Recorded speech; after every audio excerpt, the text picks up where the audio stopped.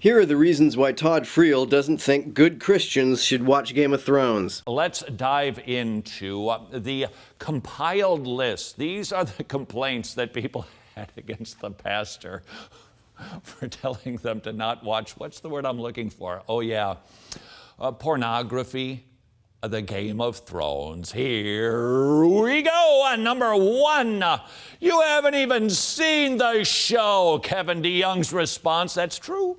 But no one has tried to refute the Game of Thrones is full of graphic sex scenes. The facts of the matter aren't in dispute. I'm curious about how Todd would define pornography and how he would know that Game of Thrones meets his definition if he hasn't seen it. Depictions of nudity and even sexuality are not necessarily pornographic. Is the ceiling of the Sistine Chapel pornography? If someone made a movie about the book of Genesis and it graphically depicted what Lot's daughters did to him, would that be pornography? What if it depicted what Onan did? Besides, do I need to actually commit a sin before I can comment on a sin? No, I read my Bible, it says it's a sin, and then I can proclaim by the authority of God's word, that is a sin whether I have seen it or not. You're missing the point. If you haven't seen it, I'm not sure you really know it even is a sin. Again, graphic sex scenes are in the Bible. If somebody filmed the Bible, would it suddenly become pornography merely because it would have some graphic sex scenes? Besides, I've done this type of argumentation dance before.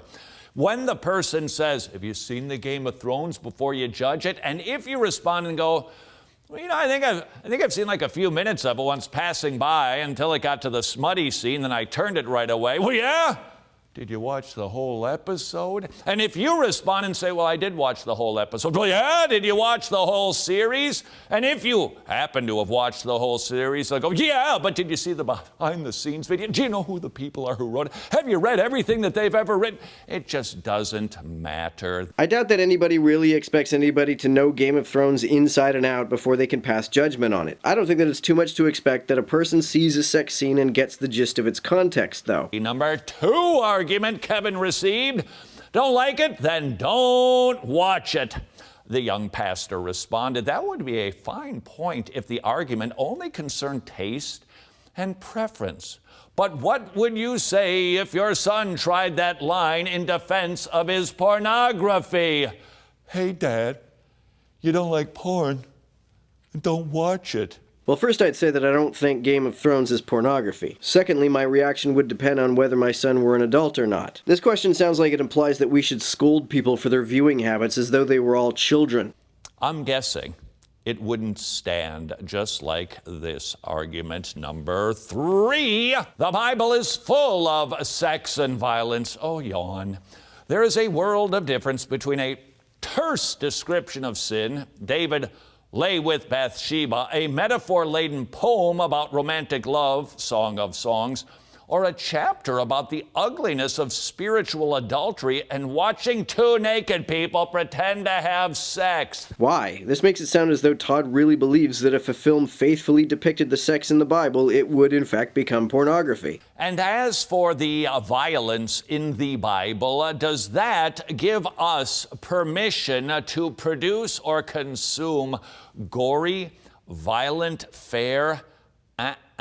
So don't produce or consume Bibles then? Or is there an arbitrary exception for the gory, violent fare in the Bible? Why? Because the Bible doesn't glamorize violence. Bullshit, it doesn't. When Yahweh orders a person or group of people to be slaughtered, the Bible portrays it as more than just glamorous. It portrays it as righteous and holy. Number four, sex scenes and nudity, they don't faze me. No doubt, people are wired differently, but Kevin DeYoung questions whether the folks who say this know themselves as well as they think they do, and if looking upon what God has forbidden has no effect on us, that is not a good sign. I suspect it would faze Todd, though. He looks like the kind of guy who has impure thoughts about the Venus of Willendorf. My conscience simply isn't bothered by the Game of Thrones. We may not feel conviction for sin where we should, and sex scenes should bother us. I think you mean to say that sex scenes on film should bother us. You said there's a world of difference between the sex scenes in the Bible and a visual depiction. But why? It's entirely plausible that some people may even be aroused by the descriptions of sex in the Bible. Should they therefore not read it? And please Please, may I plead with you, if you are responding and saying, that guy, he's just not as mature as I am. I can consume those things. Maybe he can't, but I can, and not sin. Then you and I need an arbiter. We have a difference of opinion. And who is the judge?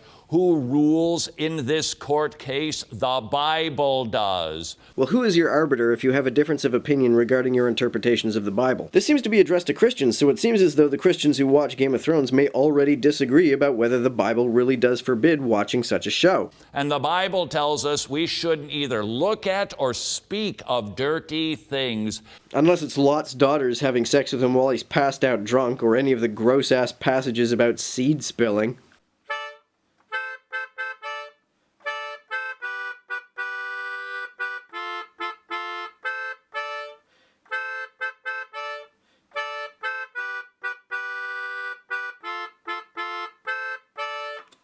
Thanks again for helping me out on Patreon.